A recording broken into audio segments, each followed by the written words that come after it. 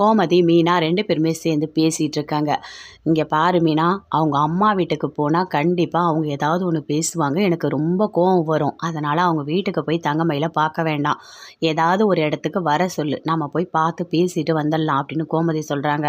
சரிங்க அத்தை அப்படின்னு தங்கமயிலுக்கு ஃபோன் பண்ணி ஒரு இடத்துக்கு வர சொல்கிறாங்க. அந்த இடத்துக்கு கோமதி, மீனா 2 பேருமே போகிறாங்க. தங்கமயில் நின்றுட்டு இருக்காங்க. எப்படி அத்தை இருக்கீங்க அப்படின்னு தங்கமயில் கேட்குறாங்க. நான் நல்லா தான் இருக்கேன். இங்கே பாருமா, நீ மாசமா இருக்கன்னு சொல்லிட்டு எங்களுக்கு இப்போ தான் தெரியும். இங்கே பாரு, எங்கள் வீட்டோட வாரிசை உன்னோட வயித்துல நீ சுமந்துட்டுருக்க. சரவணன் ஏதோ கோவமாக தெரியாமல் பேசிட்டான். நீ அதெல்லாம் பெருசாக எடுத்துக்காத, சரியா? நீ குழந்தைய நல்லா பார்த்துக்கோ அப்படின்னு சொல்கிறாங்க.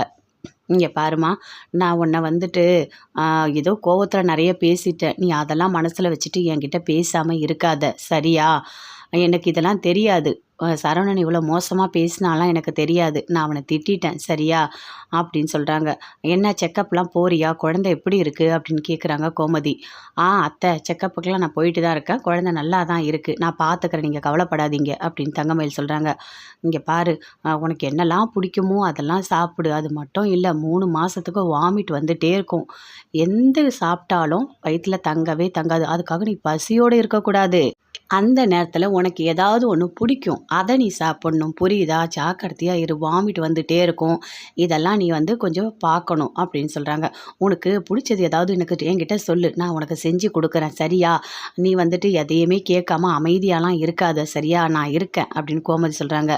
இங்கே பாருமா, எங்கள் வீட்டோட முதல் வாரிசுமா, நாங்கள் எல்லாருமே நல்லா பார்த்துக்கணும், புரியுதா? அப்படின்னு சொல்கிறாங்க. சரிங்க அத்தை அப்படின்னு தங்கமயில் சொல்கிறாங்க. சரி, நீ உடம்ப பார்த்துக்கோ அப்படின்னு சொல்லிட்டு அங்கேருந்து அப்படியே கோமதி வராங்க. அக்கா நான் வரேங்க்கா அப்படின்னு மீனாவும் வராங்க. தங்கமயில் மனசுக்குள்ளே யோசிக்கிறாங்க. அப்போது எல்லா விஷயமும் வீட்டில் இருக்க எல்லாருக்குமே தெரிஞ்சிடுச்சு, அதுவும் உண்மைன்னு புரிஞ்சிடுச்சா அப்படின்னு சொல்லிட்டு தங்கமயில் மனசில் நினைக்கிறாங்க. யார் வந்தாலும் வரலனாலும் என் வயிற்றில் இருக்க குழந்தைய நான் நல்லபடியாக தான் பார்த்துப்பேன் அப்படின்னு சொல்லிட்டு தங்கமயில் மனசில் நினைக்கிறாங்க. வீட்டுக்கு போகிறாரு முத்துவேல். போன உடனேயே என்னங்க இப்போ தான் வந்தீங்களா அப்படின்னு அவங்க ஒய்ஃப் கேட்குறாங்க. ஆமாம் அப்படின்னு அப்படியே ரூம்குள்ளே போகிறாரு. அங்கே சக்திவேல் கோவமாக வராரு, பயங்கர கோவத்தோடு வராரு. என்னங்க ஒரு மாதிரி நீங்கள் கோவமாக இருக்கீங்க அப்படின்னு சக்திவேலோட ஒய்ஃப் கேட்குறாங்க. அதை ஏன் கேட்குறேன், அண்ணன் என்ன தெரியுமா பண்ணி வச்சுருக்கு, அந்த கதிர் கூட அந்த தெரு முனையில் காரில் இறங்குது. அந்த கதிர் கூட எங்கே போயிட்டு வந்ததுன்னு தெரியல. நான் சொன்னால் என்னையே திட்டுறாரு அவரு. ஆனால் 2 பேரும் சேர்ந்து ஏதோ ஒரு விஷயத்த பண்ணுறாங்க, என்கிட்ட சொல்ல மாட்டுறாங்க அப்படின்னு சொல்லிட்டு அப்படியே சக்திவேல் கத்துறாரு. அதுக்குள்ளே அவங்க அண்ணியும் வராங்க. நடந்ததெல்லாம் கேள்விப்பட்டோன்னே யோசிக்கிறாங்க. கதிர் கூட என் வீட்டுக்கார் ஏன் போகிறாரு? நீங்கள் ஏதாவது தப்பாக பார்த்துட்டிங்களா தம்பி அப்படின்னு கேட்குறாங்க. ஐயோ அண்ணி, நான் தப்பாலாம் பார்க்கல.